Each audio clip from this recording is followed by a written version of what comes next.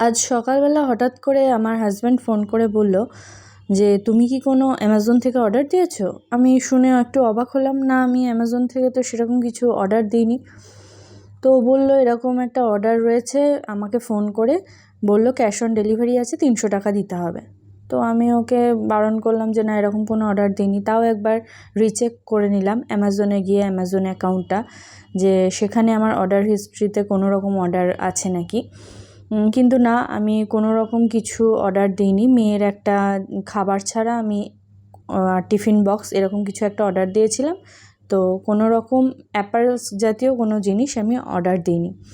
তো বলল ঠিক আছে। আমি ওকে পই করে বারণ করলাম যে তুমি কিন্তু নেবে না, কারণ অ্যাকাউন্ট থেকে কোনো রকম দেখাচ্ছে না, অর্ডার করা কোনো জিনিস দেখাচ্ছে না। তো ও বললো ঠিক আছে।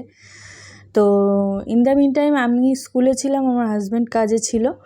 তো সেই সময় বাড়ি এসে ওরা নক করে আমার শ্বশুরমশাইকে প্রোডাক্টটা দিয়ে যায়। আমার শ্বশুরমশাই 300 টাকা দিয়ে দেয়, ভেবেছে যে ছেলের নামে যখন রয়েছে তখন দিয়ে প্রোডাক্টটা নিয়ে নেয়।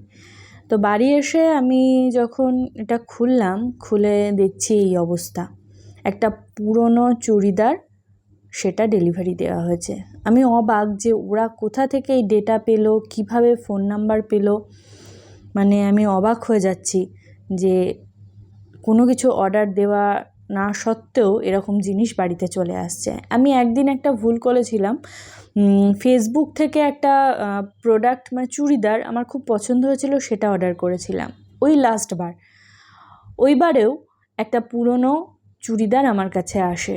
তারপর থেকে আমি ফেসবুক সাইট থেকে যা আমার কাছে অ্যাডস আসে জামা কাপড়ের, আমি কখনোই সেগুলো কিনি না। তো আপনাদের কাছে রিকোয়েস্ট আমার যে ফেসবুক থেকে কোনো প্রোডাক্ট কিনবেন না। সবসময় অ্যামাজন, ফ্লিপকার্ট, মিন্ত্রা এগুলো থেকেই কেনার চেষ্টা করবেন।